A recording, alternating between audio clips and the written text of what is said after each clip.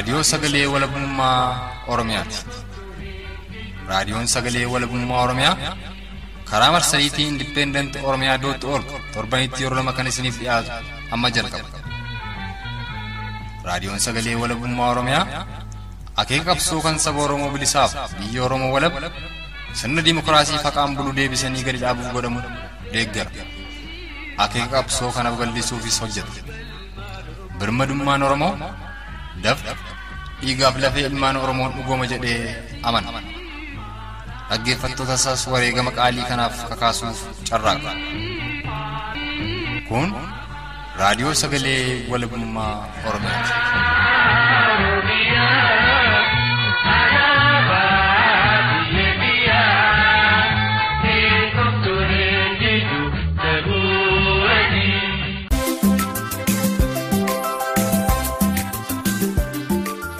Oolmaa bultiin sannagaa hordoftootaaf dhaggeeffattoota Raadiyoo Sagalee Walabummaa Oromiyaa jaallatamu ashamaa.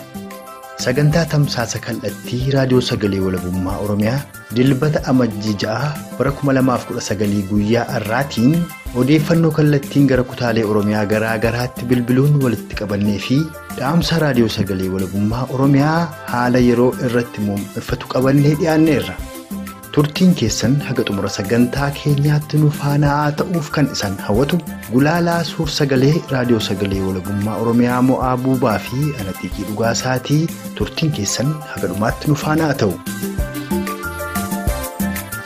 Godina Loltoota ana algeesse buufata suphee bakka jedhamu gidduutti yeroo ammaa kanatti sakatteen yookaan gama raayyaa ittisa biyyaatiin namoota karaarra deemanii fi namoota mootorii faafanii kan doorsisan ta'uu isaanii gabaabinaan jirutti barbaade. Kan biraa immoo namoota abbaa qabeenyaa fa'aa ta'an kana kan hidhaa jiran ta'uu isaadha kan adda dhimmu keessaa. Ani kan ija kootiin argee magaalaa Gimbiitiif Naqqamtee Arjoo gaditti kan argamu gaara Abbaa Seenaa bakka buufata Walloo jedhamutti waraanni Oppiidoo kun utuu dhukaas tokko hin jiraatin utuu dubbii tokko hin jiraatin utuu waan tokko hin jiraatin uummata nagaatti goree mana uummata nagaa cabsee haadha manaa nama durboota nama gudeeduudhaan horii nama ooffachuudhaan wanti inni har'a geggeesse gocha baay'ee jibbisiisa baay'ee wanta namatti hadhaa'udha. Waraanni adda bilisummaa Oromoo bakka buufata Bosonaa keessa gaara Wandaalaa bakka jedhamatu ni ta'aa jiru. Waraanni raayyaa ittisa biyyaa oboo kana sakatta'uudhaaf hogguu seenii oraalii sadiin iftu waraanni adda bilisummaa Oromoo hattee akka jirutti gaafa rukutu oraalii sadii keessaa oraalii tokkorra warroota jiran namoota 4 battaluma sana ajjeesee namoota 5 immoo madeessee hidhannoo isaan dhiisanii baqatan warroota du'an immoo fuudhanii fiigan ija kiyyaan argeera. Raayyaan ittisa biyyaa saganteessa OBO'n jecha baay'inaanii gara lixa Oromiyaa irratti ba'anii jiraachuun isaanii beekamaadha. Kana irratti raayyaan ittisa biyyaa baay'een isaa OBO harkatti kufaa jira saganteessa isaaniitiin yeroo bobba'anii jechaadha. Sagaleen olitti ol duraa duuba sin dhageessinne kan Oromticha godina Iluu Abbaa Booraa, godina Wallagga Ba'aa gaara Abbaa Seenaa akkasumas godina Wallagga Lixaa Aanaa Gullisoo magaalaa Calleyaa fi godina Wallagga Lixaa magaalaa Begiiti. Godinoota kana cufa keessatti iyyuu loltoonni mootummaa kunuunfataa Impaayera Itoophiyaa kan Dr. Abiyyiin bobbaafamanii fi waraana bilisummaa Oromoo WBO gidduutti lolli adeemaa jiraatu akkasumas bakkoota garaa garaatti gudeeddaan shamarraniif haawwan Oromoo irratti loltoota Dr. Abiyyiin raawwachaa jiraachuu dabalataan ammoo kan kanaan dura waraanni bilisummaa Oromoo WBO'n lixa Oromiyaa keessa qofa akka jirutti dubbatamaa ture yeroo ammaatti godina Iluu Abbaa Booraa Aanaa Algee fi bakkoota biroottis tarkaanfii ofirraa faccisaa loltoota Dr. Abiyyi itti bobbaafaman irratti fudhataa jiraachuu ilaalchisnee odeeffannoo qabatamaa jiraattota irraa arganne qabannee dhiyaanneerra. Jalqaba irratti kan isiniif dhiyaatu kan Oromticha godina Iluu Abbaa Booraa irraa odeeffanneedha.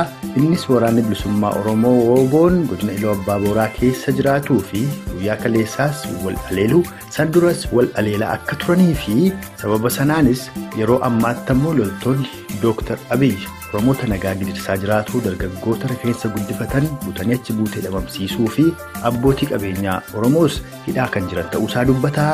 Turtiin keessan nu faana haa ta'u Oromtichi godina Iluu Abbaa Booraa irraa odeeffannee kunooti.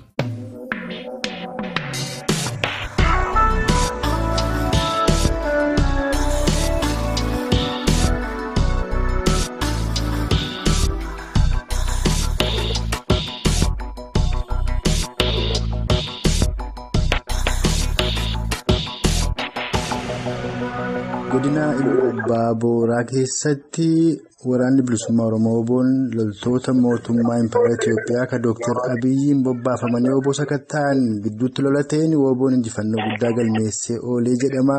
Mee eessatti ta'e lolli kun injifannoo attamii galmeessee WBO'n uummata Oromoo dhageessisi?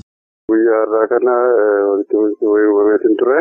Godina Abbaa Booraa aanaa Algee fi buufata suphee bakka jedhamu gidduutti yeroo ammaa kana Sakatteen yookaan gama raayyaa ittisa biyyaatiin namoota karaarra deemanii fi namoota mootorii faafanii kanneen dorsisan ta'uu isaanii gabaabinaan isinitti himuu barbaade. Lolli immoo dhuguma waraana bilisummaa Oromoo WBO fi loltoota mootummaa Itoophiyaa kana gidduutti ta'eera guyyaa lamaan kana. Guyyaa lamaan kana asitti osoo hin taane guyyaa lamaan durallee ta'eetiin ture. Akka waliigalaatti garuu namoota karaa deemaniif namoota rifeensa gurguddaa kan qabaa jiran ta'uu isaadha kan yaaddu baafatu. Lolli kun silaati godina Abbaa Booraa naannoo kamitti kan inni ta'e jedhamu? Naannoo Daarimuu irratti ture. Godina Abbaa Booraa aanaa Daarimuu keessatti jechuudha. Amma ijoollee mootoraan deeman kan rifeensi isaanii gurguddaa akkasumas namoota karaarra deeman kan sakatta'aa jiru kan itti jette qabaniitu gara mana hidhaatti geessaa jiru moo haala attamiiti sakattaan loltoota mootummaa Itoophiyaa kan biyyiin gaggeeffamu kun? Lakki sochiruma kana akka isaan illee sochoone kana kan taasisanii fi kan biraa immoo namoota abbaa qabeenyaa fa'aa ta'an kana kan hidhaa jiran ta'uu isaadha kan Daarimuu keessa.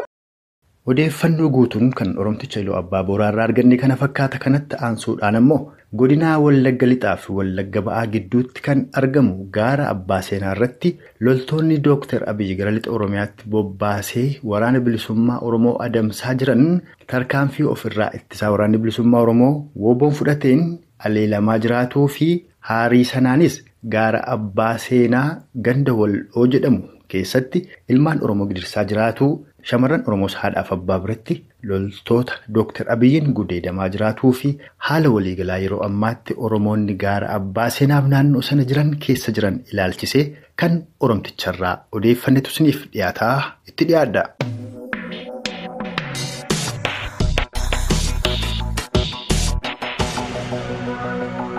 Lixa Oromiyaa godina Wallagga Ba'aa fi Wallagga Lixaa gidduutti kan argamu naannoo gaara Abbaa Seenaatti guyyaa lama as loltoota mootummaa koloneeffataa Impaayera Itoophiyaa kan Dr. Abiyyiin geggeeffamanii kan waraana bilisummaa Oromoo WBO adamsuudhaaf bobba'anii waraanni bilisummaa Oromoo ofirraa faccisa taasisaa jira jedhama. Mee yoom eegale lolli injifannoo attamii galmeesse WBO'n?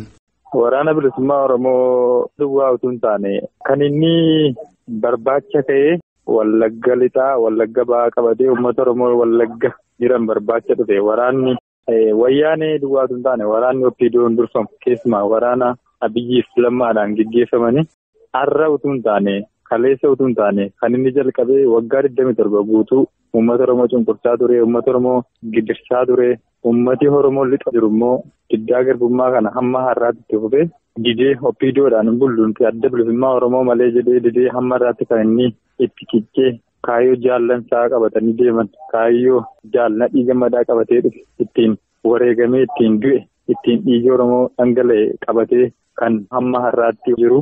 Har'a immoo keessumaa wanti nama gaddisiisuu fi wanti ija namaatti hin tolle ani kan ija kootiin argee naannaa sana kan hin jiru magaalaa Gimbiitiif Naqqamtee Arjoo gaditti kan argamu gaara Abbaa Seenaa bakka buufata Walloo jedhamutti waraanni WBO'n kun utuu dhukaas tokko hin jiraatin utuu dubbii tokko hin jiraatin utuu waan tokko hin jiraatin uummata nagaatti goree mana uummata nagaa cabsee haadha manaa nama durboota nama gudeeduudhaan horii nama ooffachuudhaan wanti inni har'a geggeesse gocha baay'ee jibbisiisa baay'ee wanta namatti hadhaa'udha.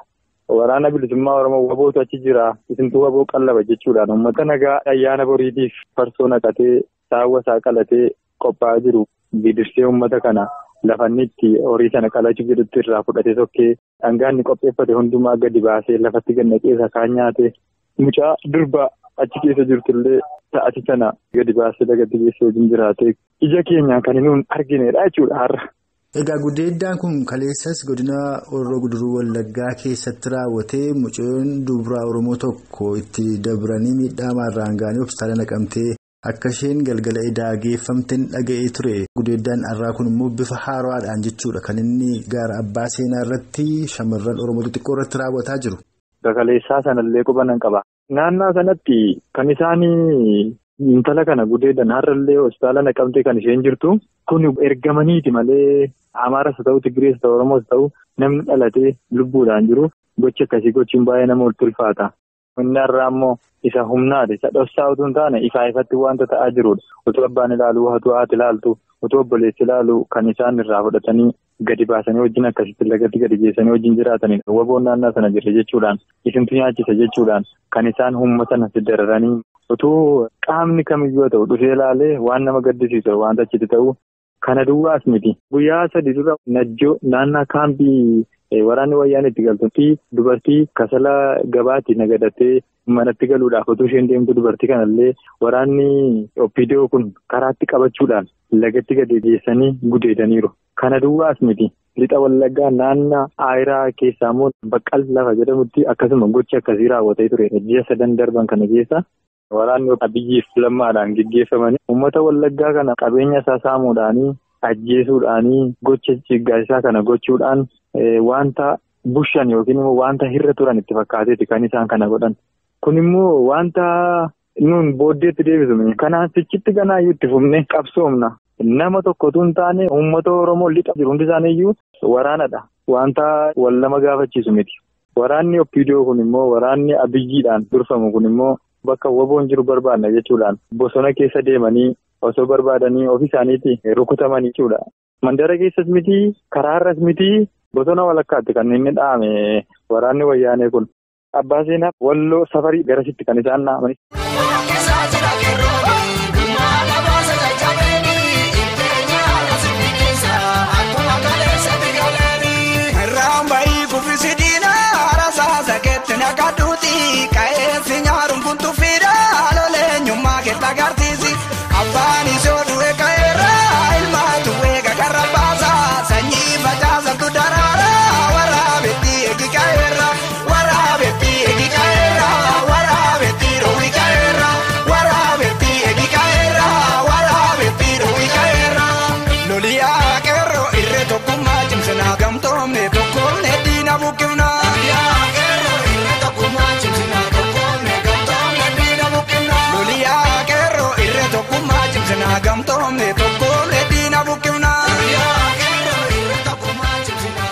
Egaan akkuma Oromtichi gaara abbaa seenaa irraa haala Oromoof Oromiyaan lixa Oromiyaa keessatti keessa jiran ilaalchifne odeeffanni loltoonni Dr. Abiyyi qabeenya uummataa mancaasuu ajjeesuutti dabalataan yeroo ammaatti immoo shamarran Oromoo kanneen umuriidhaan xixiqqoo ta'an haadha abbaaf obboleeyyan biratti qabanii ka gudeedaa jiran ta'uu fi kanas kan isaan raawwataa jiran uummata Oromoo abdii murachiisuuf ta'ullee Oromoonni lixa Oromiyaa keessa jiran kanaan kan abdii muranneef gara fuulduraattis jabeessanii kafalmaa itti fufuuf jiran ta'uu isaati kan inni dubbate.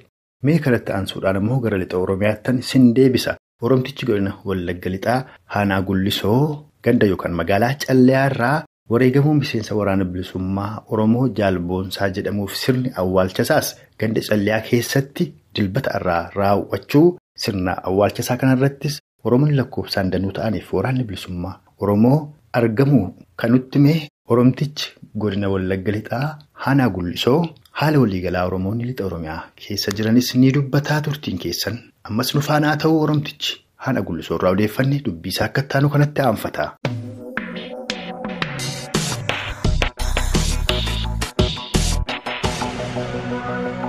Loltoonni mootummaa kuleeffataa Impaayera Itoophiyaa kan Dr. Abiyyiin durfaman waraana bilisummaa Oromoo obbo Sakattaan jechuudhaan lixa Oromiyaatti bobba'anii uummatas gidisaa jiru. Sakattaa waraana bilisummaa Oromoo itti fufanii jiru. Haaluma kanaan miseensa waraana bilisummaa Oromoo kan ta'e tokko lixa Oromiyaa keessatti wareegamee sirni awwaalchasaas guyyaa irraadhaa achuma Wallagga lixaa Haanaa Gullisoo ganna Calleyaa keessatti raawwateera jedhama. Iddoo sanatti immoo miseensonni waraana bilisummaa Oromoo fi uummanni Oromoo sirna sana bifa gaarii ta'ee fi bifa boonsaa ta'een raawwatanii jedhama. Mee eenyudha miseensi waraana bilisummaa Oromoo kun sirna awwaalchasaas yoom raawwate seenaa akkamii qabaasa kana uummata Oromoo dhageessisaa?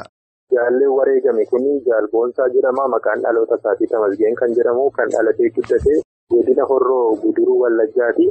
Dararaan mootummaa Wayyaanee ilmaan Oromoo irratti gochaa jirtu kun daran sababii itti hammaatee fi murtoo hidhannoo qabsoon bosona seenuu murteessee utuu Oromoota mara soorra jiru raayyaan ittisa biyyaa mootummaa gara lixa Oromiyaatti katta'iinsaa fi dararaa ilmaan Oromoo irratti bobba'aa jirta. Ofirraa ittisaaf jecha WBO'n tarkaanfii irratti fudhateen Raayyaa ittisa biyyaaf miseensa baay'ee isaanii galaafatanii dhumarratti jaalboonsaan kun godina Qellem Wallaggaa naannoo magaalaa Canqaatti kan argamu naannoo laga Qexoo jedhamu jaalleewwan isaa humna diinaa kuffisan keessaa qofaa isaa utuu qabsoorra jiru wareegamee haaluma kanaan achitti jaalleewwan isa waliin qabsoorra jiran waraanni bilisummaa Oromoo gara godina Wallaggaa aanaa Gullisoo gara magaalaa Callee Eekkaatti fiduudhaan sirna awwaalchasaa magaalaa Callee Eekkaatti raawwatanii jiru. Sirna awwaalchasaa kanarratti waraanni bilisummaa Oromoo baay'inaan argamuudhaan akkasumas qeerroo qarree abbootii haadhotii barattoonni qotee bultoonni hundinuu sirna awwaalchasaa kana haala ho'aadhaan irratti hirmaatanii jiru. Amma yeroo kana naannolee Oromiyaa keessaa keessumaa Oromiyaa lixaa humna raayyaa ittisa biyyaatiin sababii baay'inaan weeraramee jiru sababa kan ta'eessa WBO'f jecha daandiiwwan baay'een cuccufaa jiru akkasumas daandii irratti baay'ee bakka walitti dhiyoo ta'etti sakatta'insa cimaan sababii gaggeeffamaa jiruuf jaalboonsaa maatii isaa bakka isaan argamanii warri guduruu wallaggaan ga'uu sababii hin dandeenyee fi as magaalaa Calleetti akka inni awwaalamu dirqamanii jaalleewwan isaa waliin qabsoorra jiran WBO'ni jechaadha. Kun immoo sababa iddoo adda addaatti sakatta'insa raayyaan ittisa biyyaa gaggeessaa jirtuuf jecha malee maatiidhaan ga'uuf ture karoorri isaanii. Dabalataan mee tarkaanfii waraanni bilisummaa Oromoo WBO'n ofirraa faccisaa fudhataa jiru lixa Oromiyaa keessatti injifannoo guddaa galmeessaa akka jirutu dhaga'ama. Isa kana mee gabaabsiitii uummata Oromoo dhageessisi. Raayyaan ittisa biyyaa saganteessa WBO'f jecha baay'inaan gara lixa Oromiyaa irratti ba'anii jiraachuun isaanii beekamaadha. Kanarratti raayyaan ittisa biyyaa baay'een isaa WBO harkatti kufaa jira. Saganteessa isaaniitiif yeroo bobba'anii jechaadha. Kan Oromticha godina Wallagga lixaa Haanaa Gullisoo irraa odeeffanne kana fakkaata bifuma wal fakkaatuun lixa Wallaggaa Haanaa Bigii magaalaa Kobor Qashmaandoof bakkoota garaagaraa keessatti loltoonni mootummaa kunuunfataa Impaayera Itoophiyaa akka Dooktar Abiyyiin lixa Oromiyaatti bobbaafaman ilmaan Oromoo gidirsaa turuu deddeebifnee fi gabaasaa akkuma turre yeroo ammaattis gochaan sun bifuma wal fakkaatuun itti fufee akka jiru ta'uu fi torbee darbe keessas haatii fi mucaan bakka tokkotti meeshaa waraanaa guddaa warritti dhukaasanii rukutamanii mucaa xiqqoon ganna ja'aa gadi battala ajjeefamuuf haadhi harki cabuu akkasumas yeroo garaagaraatti tarkaanfii alleellaa waraanni bilisummaa Oromoo WBO'n loltoota mootummaa kunuunfataa Impaayera Itoophiyaa Dooktar Abiyyi irratti fudhataniin mancaafamaa jiraachuu akka ittaanu kanatti dubbataa ammas nu faana tura. Waraanni adda bilisummaa Oromoo aanaa Gondaalaa keessa jira. Aanaa Gondaalaa keessa ammoo bakka buufata isaa bosonaa keessa gaara Gondaalaa bakka jedhamatu ni ta'aa jiru. Waraanni raayyaa ittisa biyyaa WBO kana sakatta'uudhaaf barbaachaaf jecha dhuftee gaafa dhuftu waraanni adda bilisummaa Oromoo akkuma beekamu hattee hidhee jira sababa ta'eef hogguu isheen oraalii sadiin dhuftu hattee hidhee akka jirutti gaafa rukutu. Oraalii sadii keessaa oraalii tokkorra warroota jiran namoota afurii battaluma sana ajjeesee namoota shan immoo madeessee hidhannoo isaan dhiisanii baqatan warroota doon immoo fuudhanii fiigan ija kiyyaan argeera. Jalqaba isaa waraanni mootummaa Itoophiyaa yookaan kan Dooktar Abiyyi Opiidiyoo kun eessarraa ka'aniiti kan isaan qondaala dhaqanii irra seenan? Naannoo Asoosaa irraa ka'anii magaalaa Baambatii keessa darbanii magaalaa Baambatii irraan magaalaa Qashmaandoo magaalaa xiqqoo kan Haanaa Gondaalaa jala jirtu jala galanii Saamboodessa keessa darbanii dhufanii Hashashii bakka jedhamu gaara Qondaalaa kan jedhamu jalatti WBO'n akka inni itti hattee hidhee jirutti dhufanii itti galanii hogguu kana isheen sakatta'insaaf isa dhuftee dhabbee meeshota gurguddaa illee gaafa isheen gadhiistu WBO'n immoo itti hidhee rifaafatee yogguu sana rukutee jechuudha. Egaa kan biraan ammoo torbee darbe keessa uummata Oromoo kan magaalaa Koboriif naannoo sanaarrallee balaa guddaa gaggeessanii midhaanis gubanii uummati baqatee ture. Magaalaa Bigii keessas rakkoon akka jiru deddeebi'ee himamaa ture. Yeroo baay'ee yeroo waraana bilisummaa Oromoo damsuuf ba'anii dhaaman deebi'anii uummata nagaa miidhu loltoonni mootummaa Itoophiyaa kan Dooktar Abiyyiin hoogganamu kun amma haala akkamii keessa jira uummanni Oromoo Haanaa Bigii?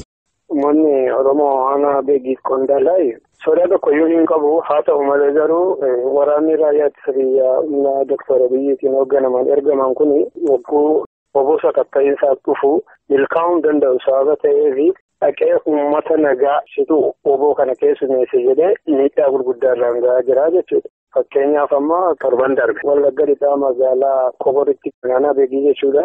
Meeshaa su'aayaasootii gadhiisanii mucaa xiqqoo waggaa 8 fi haadha mucaa sanaa rukutee haadha sana harka kutee mucaa immoo yeroo sana lubbuu dhabamsiisee jechuudha. Akkasumaan immoo naannoo Toluutti uummata nagaa mana isaa taa'u dhaqanii fidaa oboo lafa keessan jedhanii qonnaa isaarraa ari'anii oboon amma sattee dheera sababa ta'eef Saajaa bakka jedhamutti nama 2 ajjeeseera jechuudha. Dhaamsa yoo qabaatan dhaammadhaatii asumarratti warra fuulduraas itti deebiinsin odeeffadha.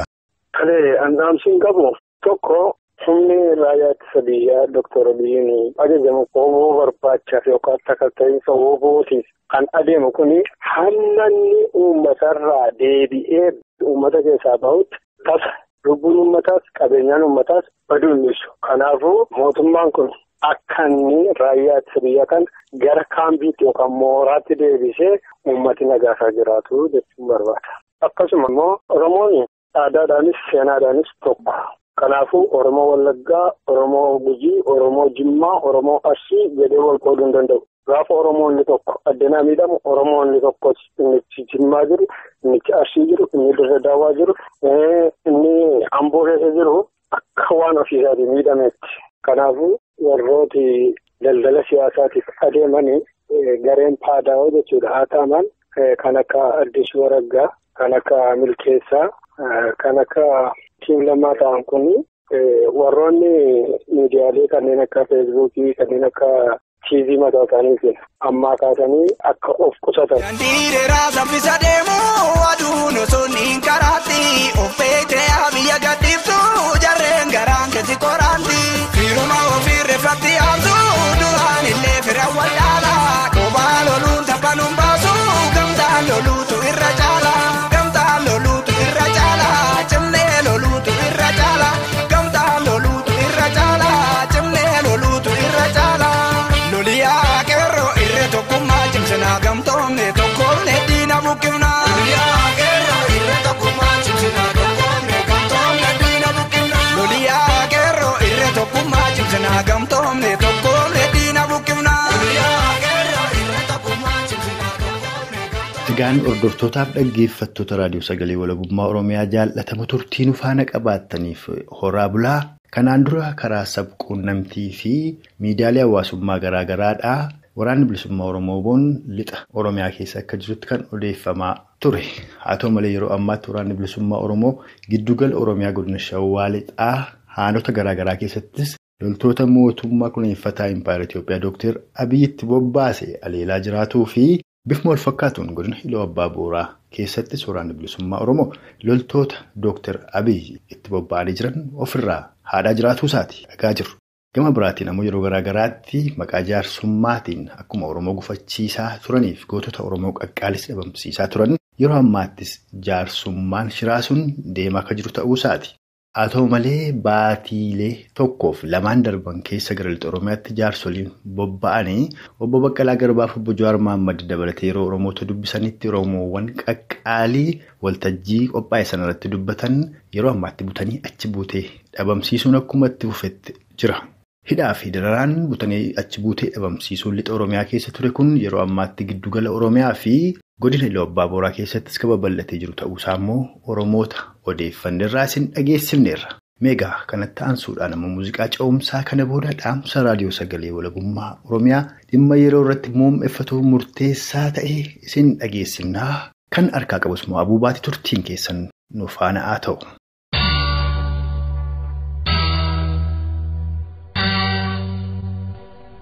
Addi bilisummaa Oromoo mootummaa Itoophiyaa waliin waliigaltee araaraa raawwatee qabsoo karaa nagaa gaggeessuuf gara biyyaatti erga galee baatilee 3 ol lakkoofsisee kan jiru ta'uun ni beekama. Haa ta'uutii qabiyyeen waliigaltee yeroo sana adda bilisummaa Oromoo fi mootummaa Impaayera Itoophiyaa gidduutti Eertiraatti raawwatamee garee lamaaniin iyyuu guutummaa guutuutti ifatti baafamee uummataaf kan hin ibsamin ta'ullee waliigalteen kun hanga ammaatti hojiirra akka hin oolin jiruu fi hojiirra ooluu dhabuunsaas rakkoolee kan birootiif sababa akka ta'ee jirutti erga himamuu fi dhagahamuu jalqabee bubbuleera. Dhimma kana ilaalchisuunis odeeffannoon gamaa gamanaan jiru kan wal faallessu ta'ee argama. Aangoonni Impaayeratti waliigaltee kana hojiitti hiikuuf waraana bilisummaa Oromoo hiikkachiisuu tarkaanfii duraa taasifachuudhaan waraana guddaa bobbaasuu erga eegalanii bubbulaniiru. Tibba Eertiraatti mariin araaraa taasifamaa turellee raayyaan ittisa biyyaa adama waraana bilisummaa Oromootiif gara lixa Oromiyaatti guuramaa akka ture dhagahamaa tureera. Itti dabalees tibbuma san karaa marsariitiilee garaagaraa aangoota OPDOtiin olollii fi maqaballeessiin waraana bilisummaa Oromoo irratti yeroo kamirrayyuu jabaatee oofamuu akka jalqabe ni yaadatama. Kun akka jirutti ta'ee yeroo ammaa kana immoo miseensonnii fi deeggartoonni adda bilisummaa Oromoo bakkeewwan garaagaraa irraa butamanii ukkaanfamaa jiraachuun isaanii bal'inaan irratti haasa'amaa kan jirudha. Gama hooggantoota adda bilisummaa Oromootiin immoo waliigalteen isaanii akka hojiitti hiikamne kan taasisaa jiru mootummaa biyyattii bulchaa jiru akka ta'ee fi rakkoo amma uumamaa jiruu fi si'achis uumamuuf deemu ilaalchisuunis itti gaafatamni kan mootummaa impaayiratti bulchaa jiru akka ta'e ibsamaa jira. Wal himannaa qaamota kanneen lamaanii gidduu ilaaluuf akkasumas rakkoo maqaa sakatta'iinsa waraana bilisummaa Oromootiin uummata nagaa mudachaa jiruuf furmaata barbaaduuf ammaan dura yaaliin karaa maanguddummaa yeroo 2-3 taasifamullee milkaa'uu hin dandeenye. Akeekni maanguddummaa yeroo ammaa karoorfatamee jirus waliigalteen kun hojiirra akka oolu dhiibbaa gochuu akka ta'etti himamaa jira. Egaa qabxiilee waliigaltee Eertiraatti raawwatamee keessaa inni ijoon waraanni bilisummaa Oromoo poolisii Oromiyaatti dabalamee adda bilisummaa Oromoo qabsoo karaa nagaa godha kan jedhu akka ta'etti karaa sabquunnamtiilee garaagaraa dhagahamaa jira. Qaamota mootummaa biyya bulchuu fi deeggartoota isaanii irraas waraanni bilisummaa Oromoo hiikachuun yookaan qaama waraanaa biyyattiitti dabalamuun akka furmaata tokkicha kan filannoo biraa hin qabneetti dhaadheeffamaa jira. Inumaayyuu yoo waliigalteen kun hojiirra oole malee ce'umsi sirna dimookiraasiitti godhamaa jiru ni gufata, mootummaan amma jiru kun ni kufaa, qabsoon bilisummaa Oromoo waggoota hedduun gara boodaatti deebi'a, Itoophiyaan ni facaati jedhamees dhaadheeffamaa jira. Haa ta'uti dhugaadhumatti waraanni bilisummaa Oromoo poolisii Oromiyaatti dabalamuun balaa tilmaamame kana hambisuuf furmaata tokkicha filmaata biraa hin qabne. Waraanni bilisummaa Oromoo poolisii Oromiyaatti dabalamuu dhabuun balaalee armaan olitti tarreeffamaniif sababa ta'uu mala jechuuf kan nama dandeessisu ulaagaan ga'aaf amansiisaa ta'e ni jira yookiin balaalee jedhaman kana hanqisuuf waraana bilisummaa Oromoo hiikachiisuun haala barbaachisaaf gahaadhaa gaaffilee jedhan maanguddoonni maanguddummaaf bobba'aa jiranis ta'e Oromoon hundi of gaafachuun barbaachisaa ta'a. Gaaffiin kun akkuma jirutti ta'ee yeroo saboonni ollaa Oromiyaa jiran hidhatanii Oromoo hobbaasaa jiranitti jaarmiyaaleen siyaasaa saboota biroo biyyoota ambaa keessa turanii fi qabsoo hidhannootti amanan akkuma hidhatanii jiranitti saba isaaniitti makamuun waltajjiilee fi hiriirota adda addaa irratti argamuun kaayyoo qabsoo isaanii uummata isaaniif ibsaa yeroo uummata isaanii onnachiisaa jiranitti itti dabalees mootummaa impaayirattiitiinis ta'e aangawoota naannoo isaanii bulchaniin yeroo jajjabeeffamaa jiranitti akkasumas raayyaan ittisaa impaayiratti akkuma dur gochaa turan ammas yeroo uummata Oromoo ajjeesaa hidhaa ukkaamsaa fi miliqsaa jiran kanatti waraana bilisummaa Oromoo irratti xiyyeeffachuun hiikachiisuuf yookaan qaamota waraana biyyattiitti makuuf yaaliin karaa humnaa fi maanguddummaan godhamaa jiru balaalee akka sodaatti armaan olitti eeramaniif furmaata ta'uu kan hin dandeenye ta'uu isaatti dabalataan maanguddummaan yeroo ammaatti adeemsifamuuf karoorfatamaa jiru kaayyoo qajeelaa kan hin qabnee fi adeemsa hordofuu qabus kan hin eegganne ta'uu isaatiif haqoota dirree irratti mul'achaa jiran danuu kaasuun ni danda'ama. Akkuma yaadatamu dhimma araaraatiif maanguddoonni adda bilisummaa Oromoo fi OPDO bakka bu'uun akkasumas obbo Baqqalaa Garbaa fi obbo Jawaar Mahammad rakkoo mootummaan lixa Oromiyaa keessatti uumamee jira jedhee kaase irratti uummata lixa Oromiyaa mariisisuuf gamasitti bobba'anii turan gaaffilee uummanni kaases karaa sabquunnamtiilee garaagaraa ibsaa turanii akkasumas mootummaan deebii akka itti kennuuf gaaffii keessan mootummaaf ni dhiheessina jedhanii uummataaf waadaa seenanii turani. Haa ta'u malee gaaffileen kaafaman deebii utuu hin argatin hafuu daran namoonni waltajjiilee sana irratti gaaffii gaafatan abbaan gadaallee utuu hin hafin gara mana hidhaatti guuramaa jiru. Yeroo garaagaraatti maanguddoonni abbootiin gadaa abbootiin amantaa fi haati siiqqee rakkoo hidhattoota mootummaan bobbaaseen uummata nagaarra ga'aa jiru himachuu fi furmaata itti barbaaduuf lixa Oromiyaarraa ka'anii gara Finfinneetti dhufanii balbala waajjiraalee gurguddoo mootummaa federaalaa fi mootummaa naannoo kan dhadhaa turan ta'ullee nama isaan dubbisu tokkollee dhabuun gara bakkeewwan irraa dhufanitti deebi'anii jiru. Yoo waraanni bilisummaa Oromoo hin hiikatu ta'e jijjiiramni amma mul'achaa jiru ni gufata jechuun akeekkachiisni yookiin doorsisni aangawoonni OPDO uummata Oromoo irratti oofaa jiran ofii qaama jijjiiramaa of fakkeessuun waboo diinamsuuf kan godhamaa jiru yoo ta'e malee sirumayyuu jijjiiramni isaan baanan kun kan hin turre ta'uu uummanni Oromoo kutaalee Oromiyaa garaagaraa irraa himachaa fi iyyachaa kan tureef kan jirudha. hunda daran immoo aangoonni adda bilisummaa Oromoo kanneen dhimmi WBO nu ilaallata jedhan osoo Finfinnee jiranii isaaniin achitti dhiisanii adeemsi borcamaan deemamaa jiru. Itti dabalees gam tokkoon maanguddoo uummanni bakka buufatee ergate salphisanii galchanii kan ofii ijaarratan ergachuun karaa biraatiin immoo humna waraanaa guddaa waraana bilisummaa Oromoo irratti bobbaasuun waraana bilisummaa Oromoo hiikkachiisuuf adeemsi waliif masaanuun bidiruu araaraa fi doonii waraanaatiin adeemamaa jiru kaayyoo diiginsaa kan of duubaa qabuu fi farri jijjiiramaa aangoonni OPDO baananis isaanuma mataa isaanii ta'uu kan mul'isudha. Kanas arguuf shifargaan yookiin fagoolaaliin kan nama hin barbaachisne ta'uu fi namni yaaduu danda'u kamiyyuu argee hubachuu kan danda'u ta'uu isaati. Egaa haala diinummaa aangawoota OPDO irraa amma mul'achaa jiruu fi shira xaxamaa jiru kanaan waraana bilisummaa Oromoo poolisii Oromiyaa yookiin raayyaa Ittisaa Itoophiyaatti dabaluun balaalee ni uumamu jedhamanii sodaatamaniif caalaatti kan karaa banu yoo ta'e malee kan furmaata ta'uu hin dandeenye ta'uu isaatiif sababoota qabatamoo muraasa kaasuun ni danda'ama. Tokkoffaa dhimmi miseensota waraana bilisummaa Oromoo hidhannoo malee asmaraarraa galanii OPDO fi adda bilisummaa Oromoo gidduutti komiif waldhabdee maddisiisee kan jiru ta'uun ni beekama. Kunis walamantaa duraanuu hin jirre caalaatti balleessee jira. Egaa haala kanaa keessatti humna kee hidhatee socho'aa jiru qaama siin wal mormaa jiruuf kenni jedhanii qaama tokko gaafachuun ofiin of fannisi jechuun wal hin caalu. Qaamni akka araaraatti qabxii kana kaasus qaama hin baabsinedha jechuun hin danda'amu. Murtii dabaa kanas uummanni Oromoo akka hin fudhanne ibsachaa ture, ibsachaas jira. Egaa yaadni kun furmaata akka hin qabne osoo beekamuu irra deddeebi'anii akka qabxii araaraatti kaasuun mootummaan waraana bilisummaa Oromoof uummata Oromoo irratti waraana banee jiru daran akka jabeessuuf sababa uumuufiidha. Kun ammoo haala jiru daran hammeessa malee hin laaffisu. Lammaffaa waraannii fi poolisiin Itoophiyaa fi Oromiyaa amma jiran kan uummata Oromoo irratti roorrisuun beekamanidha. Mindaa argachuuf jecha ajaja hoogganoota isaanii fudhachuun uummata Oromoo ajjeesuun dhimma isaan gaaffii jala galchan miti. Ajajamnaan haleeluudha.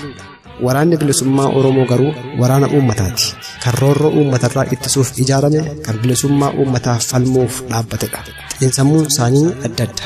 Walitti isaan dabaluun miseensota waraana bilisummaa Oromoo dhiibbaa kanneen wayyaaneef hojjetaniif saaxila. Kun immoo qawwee walitti kaasuu fiduu danda'a. Egaa kana malees waraana bilisummaa Oromoof waraana Itoophiyaa yeroo ammaatti walitti dabaluun qabsoo bilisummaa Oromoo of dura tarkaanfachiisuuf barbaachisaa akka hin taane sababoota hedduu kaasuun ni danda'ama. Haa ta'u malee deddeebi'ee kan ka'u waraanni lama biyya tokko keessa jiraachuu hin danda'u. Kanaaf inni tokko hiikkachuu yookaan gara isa kaanitti dabalamuu qaba jechuudhaan kunis kan filannoo biraa hin qabne fakkeessuudhaan rakkoo amma impaayiratii keessatti mul'achaa jiru furuuf waraanni bilisummaa Oromoo hiikkachuu yookiin waraana impaayiratiitti makamuu qaba jechuun qaamonni hidhatanii hojjechaa jiran danuudha. Haa ta'u malee filannoon kanarra fooyya'aa ta'e kan jiru ta'uu isaatiif kan ragaa ta'u fakkeenyaaf rakkoo yeroo dheeraaf Sudaan Kibbaaf Sudaan Kaabaa gidduu ture kan furmaata argate waraana Sudaan Kibbaa hiikkachiisuun osoo hin taane waraanni qaamota lamaanii lola walirraa dhaabuudhaan hanga filannoo walabaa geggeeffamuttis daangaa kaa'ameef osoo walitti hin ca'in turuudhaan filannoo walabaaf haalli mijeeffamee akkasitti uummanni Sudaan Kibbaa hiree mataasaa ofiin murteeffatee walabummaasaas labsate. Fakkeenya kanarraa kan hubannu rakkoo sababa waraanni bilisummaa Oromoo hidhatee jiruuf uumame jedhame furuuf waraanni bilisummaa Oromoo hiikkachuu qaba jechuun furmaanni dhihaachaa jiru akka yaadame furmaata ta'uu kan hin dandeenye ta'uu isaati. Kanaafiyyuu furmaanni wayyaan hamma filannoon hundaaf walqixa ta'ee fi hiree murteeffannoo uummata Oromoo keessummeessu geggeeffamee uummanni Oromoo hiree mataasaa fi qaama isa bulchu sagalee walabaan murteeffatutti qaamonni lachuu nagaan wal bira jiraachuudha. Kun akkamitti ta'uu danda'a gaaffii jedhuufis furmaanni tokko raayyaan Ittisaa Itoophiyaa waraana bilisummaa Oromoo adamsuu fi hookkara uummata Oromoo irratti geggeessaa jiru saffisaan dhaabuu akkasumas lafa waraanni bilisummaa Oromoo irra socho'aa jiru irraa fagaachuu fi waraana bilisummaa Oromoo dhiibuurraa of qusachuu. 2. Uummanni lafa waraanni bilisummaa Oromoo irra socho'u irra jiraatan hooggantoota isaanii filatanii wal bulchuu. 3. Waraanni bilisummaa Oromoo akka amma jirutti ajaja hooggantoota isaa jala turuu fi karaa jiruun nagaa uummataa fi daangaa eeguu. 4. Qaamni lachuu qophii filmaata haqaa fi hundaaf walqixa ta'e godhamu garaa guutuun deeggaruu haala mijeessuu fi of qopheessuudha. Egaa maanguddoonni yeroo ammaatti qaama dhimmi kun ilaallatu Finfinneetti dhiisuudhaan dhimma araaraaf gara lixa Oromiyaatti imaluuf qophiirra jirtan karooraaf tartiiba imala keessanii irra deebitanii qorachuudhaan iddoo akka qaburraa akka eegaltan dabalataanis akeekni waraana bilisummaa Oromoo hiikkachiisuu qofti akka furmaata tokkichaatti kaa'amee jiru dogoggora ta'uu beekuudhaan rakkoo yeroo ammaatti biyya keenya keessatti uumamee jiru furuudhaaf hayyummaa maanguddummaa keessan cinatti hayyoota Oromoo kanneen saayinsii siyaasaa fi saayinsii hawaasummaa irratti beekumsaaf muuxannoo qaban of cinaa hiriirsuun socho'uun gaarii ta'a. Hayyoonni Oromoos hayyummaa barnootaaf muuxannoo saayinsii hawaasummaa irratti qabdan adeemsa marii araaraa Oromoon aadaa isaa keessaa qabuun wal simsiisuun itti dabalees adeemsa rakkoon siyaasaa akkanaa biyyoota kanneen akka Yuugooslaaviyaa, Sudaan, Rwaandaa fi kanneen kana fakkaatan keessatti uumamee ture ittiin furmaata argate xiinxaluudhaan rakkoo siyaasaa uummata Oromootiif furmaata fiixaan bahiinsa qabu barbaaduudhaan dirqama lammummaa fi dirqama ogummaa keessanii akka ba'attan cimsinee isinitti dhaammanna. Yaa uummata Oromoo, dogoggoroota adeemsa araaraa seenaa kee keessatti si mudatanii darban irraa barachuudhaan akkasumas adeemsi marii araaraa adda bilisummaa Oromoo fi mootummaa Impaayeraa Itoophiyaa gidduutti gaggeeffame bu'uurumaan sirrii akka hin turre hubachuudhaan kan ammaas murtii fi furmaata qaama gartokkee qabatee ittiin si amansiisuuf gara keetti kan bobba'aa jiru ta'uu beekuudhaan of qopheessi. Dhugaan kee akka hin dabneef maanguddootaaf hayyoota kee kanneen dhugaadhaan siif dhaabbatan ofii filadhu. Waraanni lama biyya tokko keessa jiraachuu hin danda'u jechuun afaan fajjiin sirratti oofamaa jiru kan dhugaa irraa fagaate ta'uu beeki. Aggaammiin hammeenyaa waraana bilisummaa Oromoo irratti aggaamamaa jiru humna si godhatanii humna dhugaadhaan siif dhaabbate waraana bilisummaa Oromoo olola araara dharaa fi waraanaan dhabamsiisanii sis mogoleessu buusuun impaayerattii keessatti si hidhanii bara gadadoo kee fi garbummaa keessa irratti dheeressuuf akka ta'e beeki. Yeroo kamirrayyuu dammaqii qabsoo kee finiinsi waan qabduun waraana bilisummaa Oromoo tumsi wal ijaarii hidhadhuu wal hidhachiisi biyya kee Oromiyaa afaan qawween koloneeffatamte afaan qawween walaboonfadhu bilisummaa mataa kees mirkaneeffadhu kan jedhu dhaamsa raadiyoo sagalee walabummaa Oromiyaa kan guyyaa har'aati. Oromiyaan ni walaboomti, Oromoon ni bilisooma. Raadiyoo sagalee walabummaa Oromiyaa.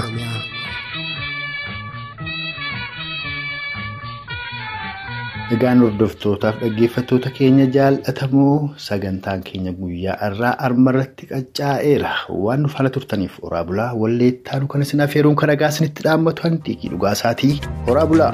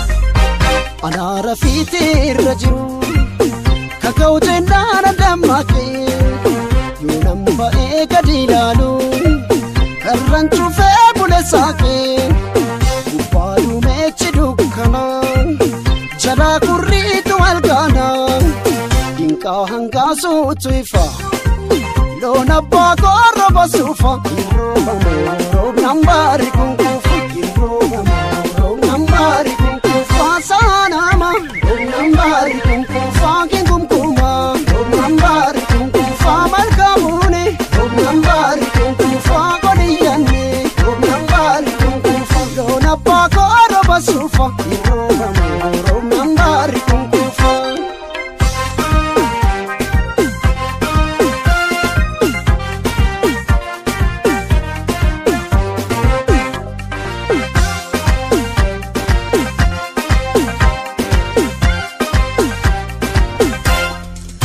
Barakaalee bareen gaddaa hin bubeessa haaraan booduu mechaa'ee didimmeessa dulfaatee rarra'ee mamandee haatu isaa maali wanneessa allaattii natti mee rayyuu rahaa qabeecha hirroobamoo beekamii laata hirroobamoo beekamii laata mamandee haatu arganee hirroobamoo beekamii laata uummanni abdiin kutanne hirroobamoo beekamii laata gadulfaatee nagarta hirroobamoo beekamii laata yaman guddaa maal jetta hirroobamoo beekamii laata hirroobamoo beekamii laata hirroobamoo beekamii laata.